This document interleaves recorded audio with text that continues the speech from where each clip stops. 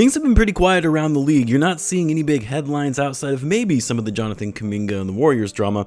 Not as much as of late on the Josh Giddey front as well. And with not a lot going on with the Bulls kind of stuck in limbo right now until we get ink to paper on that new Josh Giddey deal. I thought it was a good time to bring the old Mailbag episodes where I answer your questions, whether they're Bulls related, NBA related, or anything for that matter. I received a lot of questions and I'll try to get to as many of them as possible. Let's get into it. So what's going on, everyone? You're listening to Bulls Central here. Hope you're all doing well.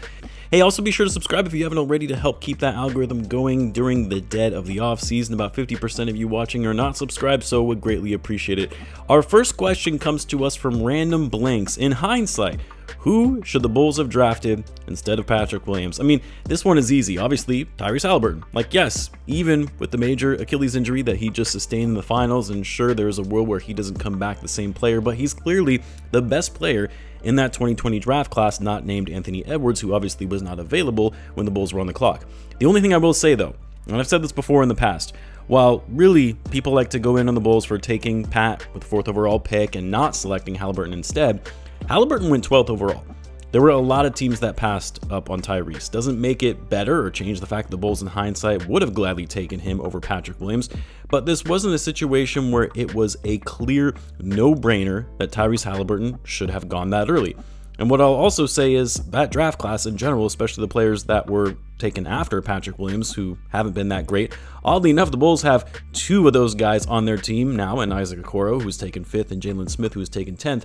But between Pat, where he was drafted, and Tyrese Haliburton, where he was taken, a lot of just okay players in between. Onyeka Okongwu, Killian Hayes, Obi Toppin. I would just feel a lot differently if there were multiple star-level players that were taken right after Patrick Williams that the Bulls missed out on. Next up, we've got this question from Cameron McGee. With Giddey's contract reportedly being a bit messy, what sort of fallout could you see happening if he signs a deal just to request a trade out of Chicago? What sort of haul could we expect? Well, I mean, it all depends on the figure that the Bulls sign him to that would determine what kind of trade haul the Bulls could get for Josh Giddey. That's really a big factor in determining a player's trade value, not necessarily their skill and what they bring. That's obviously still important, but what kind of money are they making? And how much is that going to impact your cap sheet? Like for Zach LaVine, I mean, the Bulls had a really hard time trading him, not because he was trash and no one wanted him. He's a great player.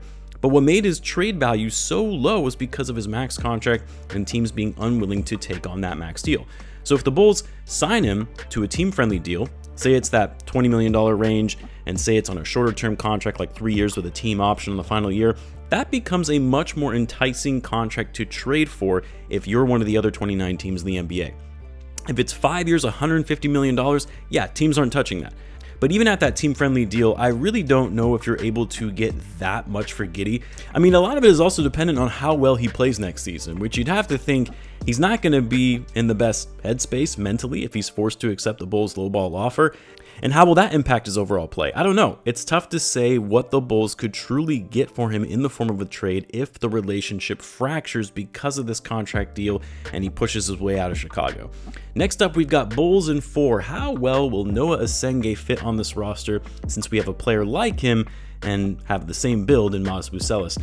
Yeah, similar players, similar play styles, yes, similar frame and build. But I think Asenge and Modest actually together will fit fine. They're both pretty versatile players in being able to play the 3 or the 4. They can guard multiple positions. Asenge appears to be a better rim protector and rim runner, while Modest is much more with the ball in his hands than Asenge is, and also has a better jump shot. Despite their similarities, I actually think their skills would complement each other nicely. Next up, we've got Williams or Nadeau. Anything that can be done about Jevon Carter's contract seems like the odd guy on our team. I mean, yeah, both him and Vucevic are the odd guys out in terms of the timeline and the direction the Bulls are trying to take. The biggest difference between Carter and Vucevic is that, well, Vuce is still a good player and a starter on this team while Jevon Carter can't get rotational minutes. As far as what can be done, I mean, the Bulls could waive him, even waive and stretch his $7.8 million contract over the next couple of seasons, but they're not going to do that. They'd rather have their cap sheet clean going into next summer with Jevon Carter's contract coming off the books. This isn't like a Damian Lillard situation where the Bucks more or less had to act quickly to keep Giannis happy and maintain being a contender. The Bulls are in no rush to waive and stretch the contract of Jevon Carter when it's going to expire at the end of the season anyway. And then, of course, the only other thing they could do is trade him. which no one is going to trade straight up for Javon Carter, who'd have to be included as a salary filler in a trade package. But even then, I don't really see that happening. The Bulls are likely stuck with him, my friend, at least for one more season. Next up, we've got A-Dog. What inspired you to make a Bulls news channel? Well, I don't know if I would call it a news channel. I'm not a reporter. I'm not an insider. I'm just a big Bulls fan. Always have been. And I like talking about the Bulls. That's really it. As far as what inspired me, to be honest, it was more curiosity. You know, I started this thing during the pandemic. I was afforded more time because no one was going out and doing anything. I was bored, started watching a lot more YouTube, listening to podcasts, and I thought, hey, there isn't that much out there when it comes to overall dedicated Bulls contact, which was something I wanted. Now, that of course has since changed, and you're seeing a lot of Bulls content creators explode with a lot of great stuff out there, but at that time, I just felt like there wasn't much out there, so I thought I would try my hand at it and create my own YouTube channel and see what happens, see where it takes me. Didn't really think it would go anywhere, if I'm being honest, and I actually thought I would just abandon the idea after a month, but it grew quickly, and now it is where it is today. I will say though, it's becoming a lot more to manage now that I have 2 kids. I've got the NBA channel as well. I don't know how much longer I'm going to be able to do this, but for now, I'm still enjoying the ride while I can. Next up, we've got Wax. Who do you think is a realistic final piece or 2 to this roster that we can obtain to make a future deep playoff run, assuming our main core is Giddey, Kobe, Modest, and Noah, looking for a center replacement? It's a tough question. And I had to think about this one for a bit because I don't think there are really that many center options that are actually practical for the Bulls, both from a timeline and contract perspective. And not even just a center, but any realistic piece that would put the Bulls in a position where they could conceivably compete for a deep playoff run. Like, sure, I could throw out, pie in the sky dream of the Bulls trading for Giannis, but we know that's not going to happen. I could say, well, maybe they could use someone like Onyeka Okongwu. That is more realistic of an option to try and trade for, but Okongwu isn't suddenly giving you a deep playoff run. Nick Claxton is a guy I think could be interesting, though. He's still young, only 26, but he's kind of aging out of what the Nets are trying to do, which is just tank for a number of years. Would be interested to see if they're moving him. His contract isn't that great, but it is a descending deal where he's going to be making $25 million this upcoming season, but it'll go down to $20 million by the 27-28 season, which is the final year of his deal. He fits the Bulls timeline, fits the mold, young player with experience. He's a big-time rim protector, a lob threat, something the Bulls have been looking for to replace Vucevic with. I guess he would be my ideal realistic piece to add to this core. Obviously, depends on how much you'd have to give up for him. If it's multiple first-round picks, yeah, hard pass. Next up, we've got Kobe Muse. What is the Bulls' honest, genuine outlook for the next 5 to 10 years in your opinion? I mean, here's the thing, man, and I had talked about this on a recent video I did on my NBA channel. One of the big things I look at when I'm assessing a team's future is what have they done historically? How do they typically operate? What is their MO? And the Bulls' MO is not great. We thought things were going to maybe change when they hired a new front office. We thought they were going to take this franchise more seriously, and it's been kind of the same thing. More focus, more emphasis on the bottom line rather than actually trying to win at the highest level. So while I do think the Bulls' future, as it stands right now, is trending in the right direction with the young guys they have all their draft picks, they've got some stuff to work with. But at the end of the day, does it matter as long as the Reinsdorfs are still owning the team? So yeah, general outlook over the next 5 to 10 years, I could see it being a situation where the Bulls run into some dumb luck, either where they draft a franchise level player that is going to turn things around, or they make a trade for a player that maybe seems okay when they make the trade and suddenly breaks out into a star that they need. Next up, we've got Natsim. Percent chance Kobe White is traded by the deadline, and what type of return will the Bulls receive? Well, I'll answer this question on what I think the Bulls will do and not necessarily what I think the Bulls should do based on what I know of this team.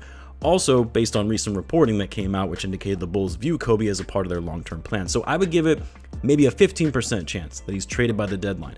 And that only happens if Kobe gives them an indication that he doesn't have any intention on re-signing with the team, or you get some really compelling offer that is just too good to pass up. As far as what kind of return to expect, I mean, a lot of it depends on how well he's playing in season, but assuming it's about the same or what we saw from Kobe last season, especially post All-Star break, I would hope that you could at least get a first-round pick and a young promising player, if not 2 first-round picks. I'm basing a lot of that off of what the going rate has been for some players getting traded recently, where you had Desmond Bane garnering 4 first-round picks, Mikal Bridges last offseason, 6 first-round picks. Those were massive massive overpays, yes, but regardless, Kobe should be able to net half of that, I would like to think anyway.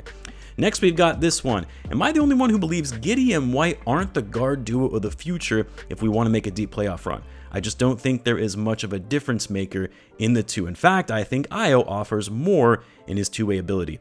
I mean, you're definitely not the only one. In fact, I feel like there are actually a lot of Bulls fans who are unsure about this notion of Kobe and Giddey being the backcourt of the future. Even I myself feel that way at times. And it's part of the reason why I'm hesitant when it comes to paying Kobe a big extension, which he is going to command. And then you end up having $50 to $60 million a year on your payroll combined for both Josh and Kobe. Yes, they were great post All-Star break. I do think they would be a fun duo to watch, and the Bulls would be decent having them as their starting backcourt. But is it really going to move the needle for the Bulls to bring them into contention? Like, that's why so much is riding on guys like Modest and Asenge to really thrive and break out, because a team led by Kobe and Giddey isn't going to be leading you to a deep playoff run. There are just things that have to also come into play that are going to be able to make that happen to where the Bulls are back in contention. Anyway, appreciate all of you submitting your questions. Keep the questions coming. I'll try and answer as many as I can in the comments. And as always, be sure to subscribe, and I will see you in the next one.